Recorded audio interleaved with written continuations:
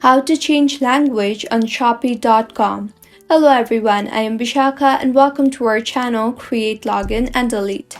Let's get right into the tutorial. In order to change language on Shopee, open your preferred browser firstly and in the search bar search for www.shopee.com.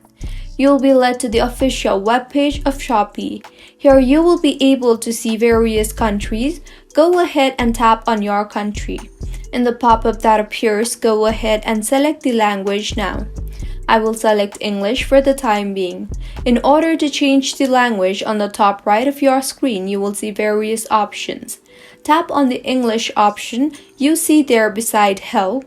You will now see a list of available languages. Tap on the language of your choice and you can see the language has been changed.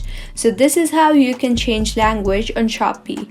If you find this tutorial helpful, do subscribe to our channel. Thank you for staying with us until the end.